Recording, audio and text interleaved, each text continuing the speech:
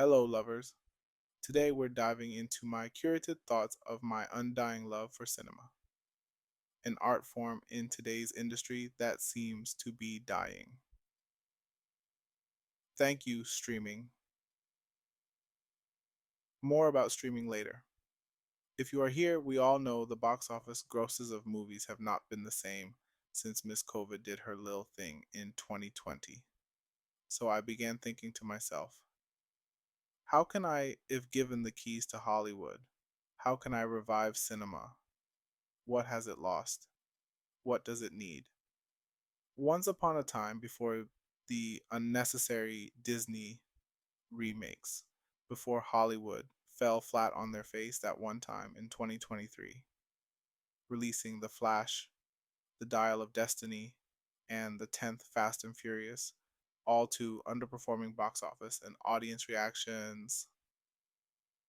Before the pandemic changed audience consumption habits, Hollywood had it all before streaming and the behemoth of limited TV series. The glitz, the glamour, and the flashing lights, the box office, and the confidence of the masses.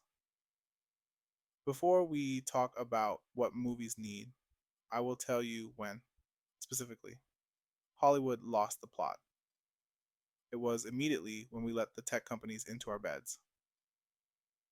Now, Hollywood has become a crunch of numbers and metrics.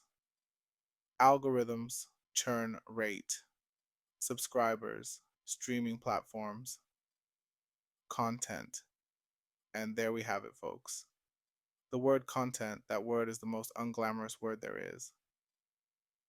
I think to myself that the word content should never be used to refer to movies, music, or art. I think about how the world is so consumer focused. I think about how everything is stripped of its glamour. I think about how art stripped of its glamour is just content. And then, Eureka! I had it. How we save the movie business. Bring back glamour.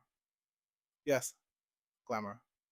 From the late 1950s to the early 2000s, movies like North by Northwest, Evil Dead, Charlie's Angels, The Godfather, Coming to America, The Great Gatsby, The Aviator, Face Off, Eyes Wide Shut, The Thomas Crown Affair, The Graduate, Ben-Hur, Beetlejuice, The Wizard of Oz, Moulin Rouge, Cleopatra, Cruel Intentions, Akira, Ocean's 11, Mamma Mia, Talented Mr. Ripley, Taxi Driver, Grease, A Clockwork Orange, Purple Rain, Chinatown, Do the Right Thing, Empire Strikes Back.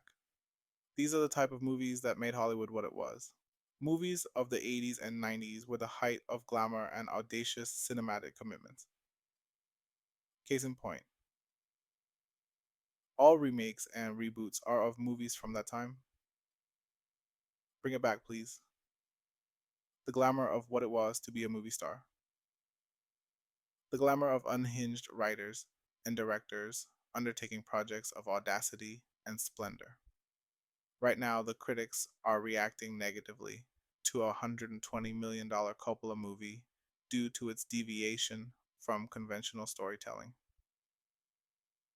Coppola, get behind me. I will defend your great madness. How do you wake up, claim to love cinema, and decide to tank a movie made by some of the finest minds of our generation? Also, death to Rotten Tomatoes. Death to whoever throws darts at art.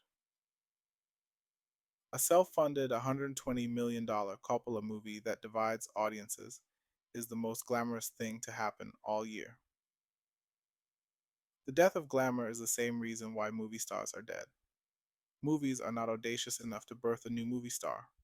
Like Matt Damon and Ben Affleck with Good Will Hunting, Brad Pitt in Thelma and Louise, Julia Roberts in Pretty Woman, Melissa McCarthy in Bridesmaids, Will Smith in Independence Day, Tom Cruise in Risky Business, Viola in Doubt, Stone in Basic Instinct, Denzel in Training Day, Leo and Kate in Titanic.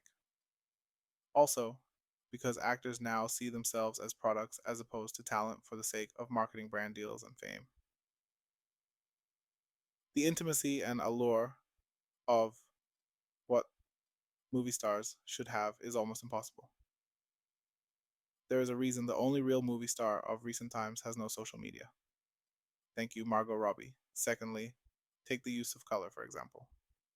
Where is Technicolor? Please, I am begging. Bring it back. Classics utilized vibrant hues and daring palettes. Today, we often see a preference for low saturation and muted tones. And let's not forget the over reliance on green screens, stripping away the sparkle of glamorous settings. How did we really go from The Empire Strikes Back to Rebel Moon? How did we get to all of the drab Disney remakes, from Talented Mr. Ripley to whatever that reboot was on Netflix? The decline of the importance of visual glamour in favor of a more homogenized look has even affected genres known for their spectacle. Damien Chazelle is in director jail, but Whiplash, La La Land, and Babylon are the greatest movie streaks of recent times. So, what are my recommendations? As Cord Jefferson said, stop making one $200 million movie and try making 20 $10 million movies or 50 $4 million movies.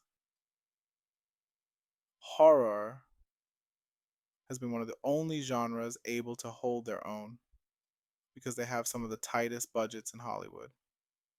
If you aren't James Cameron, Jordan Peele, Chris Nolan, Spielberg, or Kosinski, I am not giving you anything over 150 million. And I mean that. Share the rest of the funding to diverse and younger talents. Secondly, movie stars are dead. More companies should follow the A24 model, finding a niche of storytelling and a style, and then mining it. They should develop the most audacious, crazy ideas, and then, as Warner Bros. Did in the old days, grow talent in-house and build new movie stars from the ground up. They should invest in actors, directors, and writers, even when they flop. Damien C., get behind me.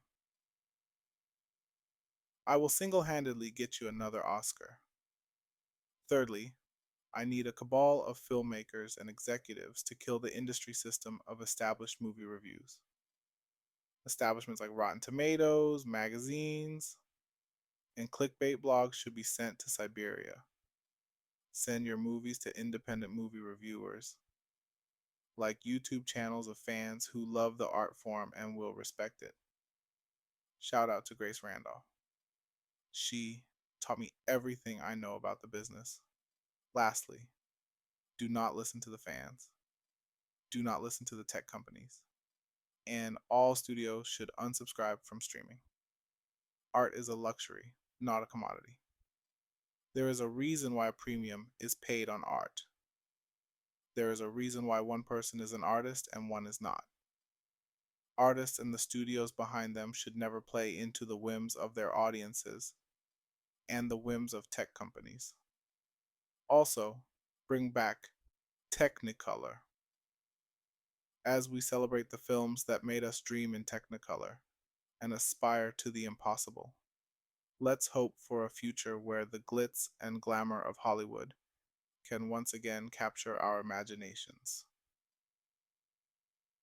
Thanks for joining me on this glittering journey through cinema history.